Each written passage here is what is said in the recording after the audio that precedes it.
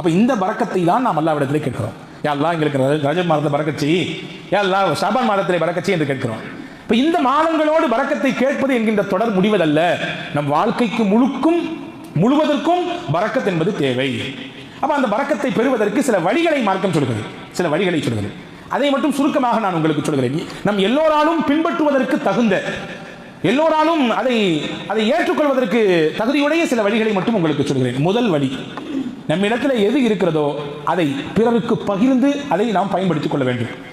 தனக்கு மட்டுமானது, தன் குடும்பத்துக்குமானது மட்டும் இது, எனக்கு மட்டும், என் நண்பர்களுக்கு மட்டும் என்று சுருக்கிக் கொள்ளக்கூடாது. அது பரக்கத்தை கெடுத்துவிடும். குறுகிய பார்வையை கடந்து பரந்த பார்வைக்கு வர வேண்டும். சுயநலம் என்பதை கடந்து பொதுநல பார்வைக்கு ஒரு மனிதன் வர வேண்டும். வந்தால் அவன் பரக்கத்தாக வாழுவான். ரசூல் சொன்னார்கள், எத்தனையோ கூட்டம் மதீனாவிலே வசித்தார்கள். அஷ்அரி என்று ஒரு குடும்பம் இருந்தது. அஷ்அரி, அந்த அஷ்அரி என்ற குடும்பத்தை பற்றி பெருமானார் சொன்னார்கள், அல் அஷ்அரியு மின்னி வ அன மின்ஹும். அஷ்அரி குடும்பம் இருக்கு, அவங்க சாதாரணமான இல்லை, அவங்க நான் அவங்கள ஒருத்தன், அவங்க என்னுடைய குடும்பத்தை சார்ந்தவர்கள், அவர்கள் என்ன மாதிரி அவங்க அப்படின்னா. இவ்வளோ போற்றி புகழ்ந்து அந்த குடும்பத்தை பேசுறதுக்கு என்ன காரணம்? நம்ம ஆளுப்பா அவர் அப்படி சொல்லணும்ல, அந்த மாதிரி ரசூலுல்லாஹ் சொன்னாங்க, நம்ம ஆளு அவங்க அப்படின்னா. எங்கள ஒருத்தர் அப்படின்னா அந்த குடும்பத்தை பார்த்து பெருமானார் ஏன் சொன்னார்கள்? என்ன காரணம்? அந்த அஷ்அரி குடும்ப மக்களிடத்திலே ஒரு பண்பு இருந்தது. என்ன பண்பு தெரியுமா? அந்த குடும்பத்துக்காரங்க எல்லாரும் எங்கேயாவது வெளியூருக்கு பயணம் போனாங்கன்னா அவங்க சாப்பிட்றதுக்கு சாப்பாடு கொண்டு வருவாங்க. ஒரு கட்டத்திலே சிலருடைய சாப்பாடு எல்லாம் தீர்ந்து போய்விட்டால் என்ன செய்வாங்க? அவங்க அப்படி தனியில் விட்ட மாட்டாங்க. யாருக்கு சாப்பாடு இருக்கோ அதை மொத்தமாக கொண்டு வந்து ஒரு பெரிய துண்டை விரித்து அதை மொத்தமாக கொட்டுவாங்க. கொட்டி அதை அப்படியே எல்லாத்துக்கும் பகிர்ந்து இருப்பவர் இல்லாதவர் எல்லோருக்கும் சேர்ந்து கையிலே கொடுப்பார்கள். இந்த பண்பு அவர்களிடத்தில் இருந்தது. இது என்னுடைய பண்பு, எனவே அவர்களிடத்தில் அது இருக்கிறது. அவர்கள் என்னை சார்ந்தவர்கள், நான் அவனை சார்ந்தவர் என்றார்கள் பெருமானார் ஸல்லல்லாஹு அலைஹி வஸல்லம். இப்போ ஷேர் பண்ணுங்கன்னு ரசூலுல்லாஹ் சொல்லி கொடுக்காங்க. உங்களுக்கு என்ன இருக்கோ அந்த பிறருக்கு ஷேர் பண்ணுங்க. இன்னைக்கு நமக்கு எல்லாத்துக்கும் தெரிஞ்ச ஒரே ஷேர் பட்டன் மட்டும். அந்த ஷேர் பட்டன் மட்டும் நமக்கு எல்லாத்துக்கும் தெரியும். ஒரு விஷயம் அது உண்மையோ பொய்யோ, அது யதார்த்தத்தில் நடந்ததோ நடக்கவில்லையோ, அறிவுக்கு ஏற்றுக்கொள்ளப்பட்டதோ உடனே ஷேர் பண்ணு. அது யாராவது சொல்லிட்டா இதை ஷேர் பண்ண வேண்டியெல்லாம் உங்களுக்கு ஏதாவது ஆயிரும், உடனே நம்ம பயந்து ஷேர் பண்ணுறோம் இல்லையா? ஆனால் உண்மையில் ஷேர் எதை செய்ய வேண்டும்? இருப்பதை ஷேர் செய்ய வேண்டும். இன்னைக்கு ஷேர் பண்ணாதுன்னு சொல்லி தர்றோம் விளம்பரங்கள் எல்லாம். ஒரு சாக்லேட்டுக்கு விளம்பரம் பாருங்க, அந்த சாக்லேட் 4 பேர் தான் சாப்பிட முடியுமா? காரில் 5 பேர் சேர்ந்து போய்கிட்டு இருக்கிறான், 4 பேர் தான் இதை சாப்பிட முடியும். எப்படி என்ன செய்யலாம்? ஒருத்தனை கீழே இறக்கி விடு, எப்படியாவது எதையாவது சொல்லி கீழே இறக்கு. அவன் தெரிச்சு இறங்கி வெளியே ஓடுறான், இவங்க 4 பேர் மட்டும் அதை எடுத்துக்கிறாங்க இல்லையா? இப்போ விளம்பரங்கள் இருப்பதை எல்லாருக்கும் கொடுக்காமல் எப்படி ஒருவரை தனிமைப்படுத்துவது என்று கற்றுத்தருகிறது இன்றைய நுகர்வு கலாச்சாரத்தின் வெளிப்பாடாய். ஆனால் மார்க்கம் சொல்கிறது இருப்பதை எல்லோருக்கும் கொடுத்து நீங்கள் அதை பயன்படுத்துங்கள் என்று சொல்கிறது. தாமுல் வாஹித் யக்ஃபி இத்னைன். ரசூல் சொன்னாங்க, ஒருத்தருக்கு உண்டான சாப்பாடு 2 பேத்துக்கு போதுமாகும். நாங்கள் 2 பேத்துக்கு நினைச்சு நீங்க ஒரு சாப்பாடு செய்வீங்க, அது 4 பேத்துக்கு 10 போதும். 4 பேத்துக்கு நினைச்சு நீங்க ஒரு சாப்பாடு செய்வீங்க, அது 8 பேத்துக்கு போதும். நாங்கள் ஸல்லல்லாஹு அலைஹி வஸல்லம். சஹாபாக்கள் சில பேர் நபி இடத்துல வந்தாங்க, யார் ரசூலுல்லாஹ் இன்னா நாக்குல் வலா நஸ்பரு. நல்ல வயிறு நிறைய சாப்பிட்றோம், ஆனால் வயிறு நிறைஞ்ச மாதிரி தெரியலையே, எப்போதும் ஒரு காலியான ஃபீலிங் இருந்துகிட்டே இருக்கு யார் ரசூலுல்லாஹ் அப்படின்னாங்க ஸல்லல்லாஹு அலைஹி வஸல்லம் இடத்துல. ஒரு ரசூலுல்லாஹ் கேட்டாங்க, ஃபல அல்லக்கும் தஃப்தரிகூன், நீங்கள் சொல்கிறத பார்த்தா எல்லாம் தனித்தனியாக சாப்பிடுவது போல தெரியுது, உண்மைதான் கேட்டாங்க. ஆமாம் யார் ரசூலுல்லாஹ், எல்லாம் தனித்தனியாக சாப்பிடுவோம். இப்போ ரசூல் சொன்னாங்க, ஃபஜ்தமிஉ அலா தாமிக்கும், நீங்கள் சாப்பிடும்பொழுது எல்லாம் சேர்ந்து உட்கார்ந்து சாப்பிடுங்க, தனித்தனியாக சாப்பிடாதீங்க, நீங்கள் எல்லாம் சேர்ந்து உட்கார்ந்து சாப்பிடுங்கன்னு சொல்லிட்டு ஒரு செய்தி சொன்னாங்க. வதுகுரு ஸ்மல்லாஹ அலை யுபாரக்கு லக்கும் ஃபீஹி, சாப்பிட்றதுக்கு முன்னாடி பிஸ்மில்லா சொல்லிக்கங்க, எல்லாரும் சேர்ந்து உட்கார்ந்து சாப்பிடுங்க. மனைவி, மக்கள், வீட்டில் இருக்கக்கூடிய பெரியவங்க எல்லாரும் சேர்ந்து உட்கார்ந்து ஒன்றா சாப்பிடுங்க. அப்படி சாப்பிட்டீங்கன்னா அல்லாஹ் பரக்கத் செய்வான் உங்களுக்கு. இன்னைக்கு நம்ம என்ன நினைக்கிறோம்? பையன் சாப்பிட்டானா சாப்பிடலாம், அவனுக்கு முதல்ல வச்சு கொடு, அவன் சாப்பிட்டு போட்டோம். பையன் வரும்போது கேட்குறான், வாப்பா சாப்பிட்டாரா? இல்லை சாப்பிடல, அவர் முதல்ல சாப்பிட்டு போட்டு அதுக்கு நான் சாப்பிடுகிறேன். அன்பர்களே, நம் முன்னோர்களிடத்திலே சிறந்த பழக்கம் இருந்தது, இன்னைக்கு சில கிராமங்களிலே இருக்கிறது. ஒன்றாக சேர்ந்து ஒரே தட்டில் சாப்பிடுவது. ஒரே தட்டில், களம் என்று சொல்வார்கள் எங்கள் பகுதிகளில் எல்லாம், சகன் என்று சொல்வார்கள் இந்த இடங்களிலே இல்லையா?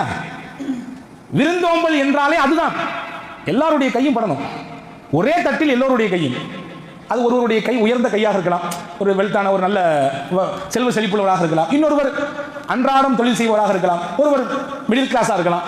இப்படி பலருடைய கை ஒரே தட்டில் பகிர்ந்து சாப்பிடுகிற பொழுது அங்கே விட்டுக் கொடுத்தல் ஏற்படுகிறது. நான் கூட வரும்பொழுது, பயணத்தில் வரும்பொழுது ஒரு இடத்துல பேசிக்கொண்டது, எங்கள் ஊர்லாம் அந்த பழக்கம் முன்னாடி இருந்துச்சு, இப்போ மாறி போச்சு அப்படின்னு. அவர் சொன்னார், ஆமாங்க எங்கள் ஊரில் இருந்துச்சு, நான் சின்ன பிள்ளையா இருக்கும்போது எங்கள் வாப்பா என்னை அப்படி கூட்டு போவாங்க, ஒரே தட்டில் 4 பேர் அமர்ந்திருப்போம், 3 பேரும் சேர்ந்து மொத்தமாக எனக்கு நல்லதெல்லாம் தள்ளி விடுவாங்க. சின்ன பிள்ளை நீ சாப்பிட்றா, சின்ன பிள்ளை நீ சாப்பிட்ற, நாங்களாம் சாப்பிட்டோம், நல்ல நீ சாப்பிடு என்று எனக்கு தள்ளி விடுவார்கள். அப்படி ஒரு உயர்ந்த பண்பு அந்த ஒன்றாக இருந்து சாப்பிடக்கூடியதில் இருக்கிறது.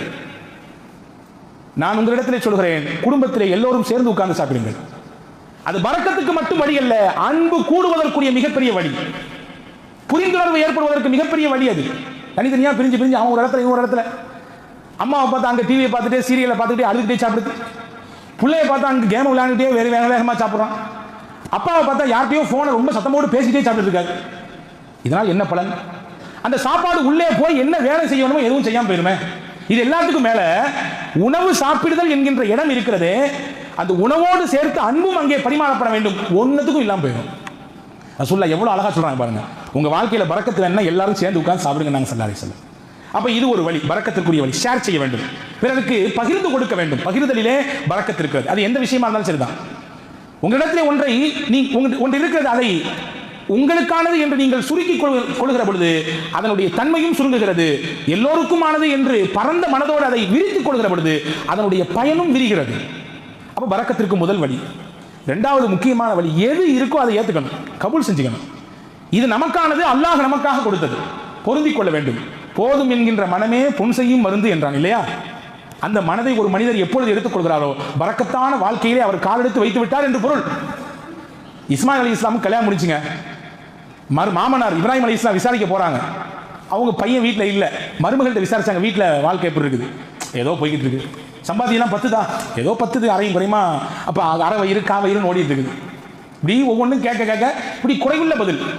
இப்ராஹிம் அலைஹிஸ்ஸலாம் சொன்னாங்க, வீட்டுக்கார வந்தால் சொல்லுமா, வீட்டு வாசப்படியை கொஞ்சம் மாத்திர சொல்லு அப்படின்னாங்க. வீட்டு வாசப்படினா என்னவா? வீட்டு வாசப்படிங்கிறது வீட்டில் உள்ள வீட்டு மக்கள் தான் வாசப்படி. இப்ராஹிம் அலைஹிஸ்ஸலாம் செய்தியை அந்த பெண்மணி இஸ்மாயில் அலைஹிஸ்ஸலாம் வந்தவொன்னு சொன்னாங்க. ஒரு காலத்தின் வெளிப்பாடு, ஒரு கட்டத்துக்கு பின்னாடி அவங்க 2 பேத்துக்கும் பொருந்தி போகல, விவாகரத்து ஆயிடுச்சு. அடுத்து இன்னொன்று நிக்கா செஞ்சாங்க இஸ்மாயில் அலைஹிஸ்ஸலாம். ஜுர்ஹம் என்ற கபீலாவை சேர்ந்த கூட்டத்தை சேர்ந்த ஒரு பெண்ணை. அந்த அம்மாவை இப்போ வாழ்க்கை எப்படி இருக்குன்னு பார்க்கறதுக்கு மறுபடியும் மாமனார் வர்றாங்க. இப்ராஹிம் அலைஹிஸ்ஸலாம் விசாரிச்சாங்க, எப்படி இருக்கு வாழ்க்கை? ரொம்ப சிறப்பாக இருக்கு, சம்பாத்தியெல்லாம் எப்படி? ரொம்ப அல்ஹம்துலில்லாஹ் மாஷா அல்லாஹ் இருப்பதை கொண்டு நாங்கள் நிறைவாக வாழ்கிறோம், பிள்ளைங்களுடைய எல்லாம் சிறப்பாக இருக்குது. சரி, உங்களுக்கு சாப்பாடு என்ன? இறைச்சி தண்ணி, இதை தான் நாங்கள் உண்டு கொண்டிருக்கிறோம். அதற்கு இப்ராஹிம் அலைஹிஸ்ஸலாம் ஒரு துஆ செஞ்சாங்க, அல்லாஹும்ம பாரிக் லஹும் ஃபில் லஹ்மி வல் மாஇ. யா அல்லாஹ், இந்த மக்களுக்கு இறைச்சியிலே பரக்கத் செய்வாயாக, நீரிலே பரக்கத் செய்வாயாக. ரசூலுல்லாஹ் அந்த ஹதீஸ் அறிவிக்கும் பொழுது சொல்றாங்க, அந்த காலகட்டத்தில் தானிய பயன்பாடு இல்லை, தானியத்தை சாப்பிடுதல் என்பது அந்த சமயத்தில் பழக்கத்துக்கு வரல. அப்படி இருந்திருந்தா இப்ராஹிம் அலைஹிஸ்ஸலாம் தானியத்துக்காக துஆ செஞ்சிருப்பாங்கன்றாங்க. அல்லாஹ்வின் தூதர் சொல்கிறார்கள், இப்ராஹிம் அலைஹிஸ்ஸலாம் செய்த துஆவின் பரக்கத் அல்லாஹ் அந்த பாலைவன மண்ணிலே தண்ணீரை கொடுத்து கொண்டே இருக்கிறான். என்றாவது தண்ணீர் தட்டுப்பாடு வந்திருக்கிறதா? என்றாவது இறைச்சி தட்டுப்பாடு வந்திருக்கிறதா? இங்க கூட நம்ம அளந்து சாப்பிடுவோம், நம்ம தான் வீட்டில் ஆடலாம் வளர்ப்போம், ஆனா அளந்து சாப்பிடுவோம். அங்கே இறைச்சி மாஷா அல்லாஹ். ஹஜ்ஜின் காலங்களிலே பார்த்தால் உம்ராவினுடைய அங்கே போய்விட்டு வருகிற பயணத்திலே கேட்டால் தெரியும் இறைச்சி எவ்வளவு எவ்வளவு. இது இப்ராஹிம் அலைஹிஸ்ஸலாம் செய்த துஆவின் பரக்கத். நான் எதுக்கு சொல்றேன்? இந்த நிகழ்ச்சிக்கு பின்னால் நமக்கான செய்தி என்ன? போதும் என்கின்ற உயர்ந்த மனதோடு இருப்பதை கொண்டு போதுமாக்கிக் கொள்ளக்கூடிய சிறந்த சிந்தனை அந்த பெண்ணிடத்திலே வெளிப்பட்டது. அதுவே இப்ராஹிம் நபியினுடைய துஆவுக்கு காரணமானது. இப்ராஹிம் அலைஹிஸ்ஸலாம் பரக்கத்தை கொண்டு துஆ செய்தார்கள். மொத்த பரக்கத்தையும் அல்லாஹ் இஸ்மாயில் நபியினுடைய குடும்பத்துக்கு மட்டும் இல்லைங்க, அவங்களின் சந்ததிகள் ஆண்டாண்டு காலம் வரக்கூடிய எல்லா சந்ததிகளுக்கும் அல்லாஹ் கொடுத்தான். செழிப்பான பரக்கத்தான வாழ்க்கை. அப்ப இரண்டாவது வழி. மூணாவது வழி, பயபக்தி மிக்க வாழ்க்கையை வாழ வேண்டும். அல்லாஹ் பார்க்கிறான் என்ற உணர்வோடு எதை செய்வதை தொடங்குவதற்கு முன்பும் நம்முடைய ஆளுகைக்கு கீழ் உள்ளது, நாம் இதற்கு முழு தகுதிதான், யார் நம்மை கேட்க முடியும், நம்மிடத்தில் யார் பல்போட்டு பேசுவார் என்ற எண்ணத்தை எல்லாம் கடந்து ஒரு விஷயம் நல்லதா கெட்டதா என்று யோசித்து செய்வதற்கு முன்னால் அல்லாஹ் பார்க்கிறான் என்ற உணர்வு எப்பொழுது ஒரு மனிதனுக்கு மிகுதியாகி விடுமோ அல்லாஹ் அவனுடைய வாழ்க்கையில பரக்கத் செய்துள்ளான். பயபக்தி மிக்க வாழ்க்கை.